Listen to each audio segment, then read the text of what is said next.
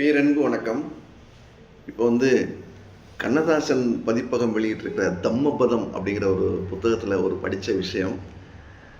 ராமகிருஷ்ண பரமஹம்சர் இருந்தார் இல்லையா, ஒரு மிகப்பெரிய ஞானி, சுவாமி விவேகானந்தருடைய குரு. அவர் இருக்கும்போது சந்திரகேசவ் அப்படிங்கிறவர் ஒரு மிகப்பெரிய ஒரு மேதை. அவர் வாதம் செய்வதில் வல்லவர். அவர் எப்படியாவது ராமகிருஷ்ண பரமஹம்சரை வாதம் செய்து தோற்கடித்து அவரை நம்ம அசிங்கப்படுத்திடணும் அப்படின்ற மாதிரி ஒரு வாதத்துக்கு அழைச்சிட்டு அவரை பார்க்க போகிறாரு. மிகப்பெரிய மேதை அவர், அறிவு ஜீவி, ஆற்றல் மிக்கவர். அதனால் அவர் அந்த வாதத்துக்கு போகிறோன்னே மிகப்பெரிய கூட்டம் கூடியிருது. இவருக்கு இன்றைக்கி ராமகிருஷ்ண பரமஹம்சருக்கு என்ன தான் பதில் சொல்ல போகிறாரு அப்படின்ற மக்கள்கிட்ட க்யூரியாசிட்டி ரொம்ப அதிகமாகிடுது. அவரை போய் பேசி 2 பேரும் உட்காந்துருக்குறாங்க. இவர் பேசுகிறாரு, அடிக்கி வைக்கிறாரு, ஆழமான கருத்துக்களை சொல்கிறாரு. கடவுள் இல்லை, நாத்திகத்தை பற்றி ரொம்ப ஆழமாக அறிவியல் பூர்வமாக நிரூபணமாக ஒன்றா பேசுகிறாரு.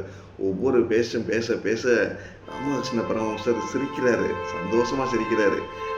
இவர் பேசிக்கிட்டே இருக்கார். பேசி ஒவ்வொரு கருத்துக்களையும் ஆனால் உண்மையாகவே எடுத்து வைக்கிறாரு. பேச இவர் சிரிச்சுக்கிட்டே இருக்கார். பேசி இவர் டயர்டாகிறாரு. ஒரு காலத்தில் அந்த வடிவேல் ஜோக்கு மாதிரி சங்கிலி மிருந்துருமா, நம்ம சரியாகத்தான் பேசுகிறோமா அப்படிங்கிற ஒரு மனநிலைக்கு வந்துடுறாரு. அவர் பேசி முடித்த உடனே ஓட்டமாக ஓடி போய் பக்கத்தில் போய் அவரை கட்டி பிடிச்சி ஆற தழுவி முத்தமிட்டு மகிழ்ந்து அப்படியே அவரை கொண்டாடுறாரு, நடனம் ஆடுறாரு. கேசவ் சந்திரா, இப்படி ஒரு அருமையான கருத்துக்கள்லாம் வெளியிட்ட, ரொம்ப சந்தோஷம். எனக்கு இது வரைக்கும் கேட்காத கருத்துக்களை பூரா நீ சொல்லியிருக்கீங்க, ரொம்ப சந்தோஷம், அற்புதமாக, ஆனந்தமாக, மகிழ்ச்சியாக நிறைய கருத்துக்களை சொல்லியிருக்கீங்கன்ட்டு அவரை கொண்டாடி மகிழ்கிறாரு, வாழ்த்துக்கள் சொல்கிறாரு. சூப்பர், உங்களுடைய வாதங்கள் ரொம்ப அருமை அப்படின்னோடனே சிரித்து அவர் கைதுக்குறாரு. கடவுள் இருக்கிறார் அப்படின்றதுக்கு நீங்கள் தான் மிகப்பெரிய உதாரணம். இவ்வளவு அறிவுத்தனத்தையும் புத்திசாலித்தனையும் உங்களுக்கு கொடுத்துருக்காரு இல்லையா அப்படின்னு சொல்லிட்டு சிரிக்கிறாரு.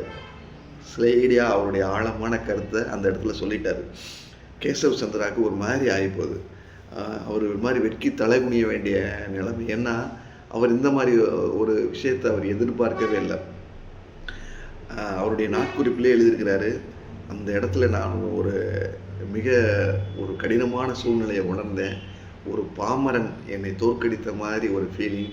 ஏன்னா அவர் பண்டிதர், மேதை. அந்த இடத்துல நான் இதுவரை என்னை அந்த அளவுக்கு யாருமே பாராட்டியதில்லை. நான் அவரை தோற்கடிக்கிறதுக்காக, வாதம் செய்யறதுக்காக போயிருக்கேன். ஆனால் அவர் என்னை பாராட்டி கொண்டாடி ஆற தழுவி மகிழ்ந்திருக்கிறாரு. இதில் ஒரு கருத்து என்னென்னா, ஆத்திகத்தினுடைய உண்மைத்தன்மையை ராமகிருஷ்ணர் ஆத்திகத்துடைய உண்மைத்தன்மையை உணர்ந்திருக்காரு, அதனுடைய ஆழத்தை உணர்ந்திருக்காரு, அதன் தெய்வீகத்தை உணர்ந்திருக்காரு. வாழ்க்கைனா என்ன, வாழ்க்கைனா கொண்டாட்டம், நடனம், ஆட்டம், பாட்டம்ன்றதை உணர்ந்திருக்கிறாரு அப்படிங்கிறத கேசவ் சந்திராவே எழுதியிருக்கிறாரு. இது ரொம்ப அருமையான ஒரு கதையாக இருந்தது.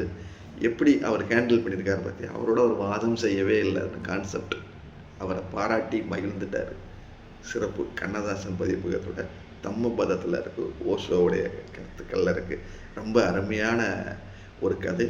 வாழ்வியலில் நம்ம எல்லாருமே கடைபிடிப்போம். வீண் வாதங்கள்லையும் தர்க்கங்களையும் நம்ம ஈடுபடாமல் இந்த மாதிரி கொண்டாடி வாழ்க்கையை கொண்டாடி மகிழ்வோம். நம்ம நல்லா இருப்போம், நம்மளை சுற்றி இருக்கவங்களையும் நம்ம நல்லா இருக்க வைப்போம். நன்றி. வாழ்க வளமுடன், வாழ்க வளமுடன். சிறப்பு.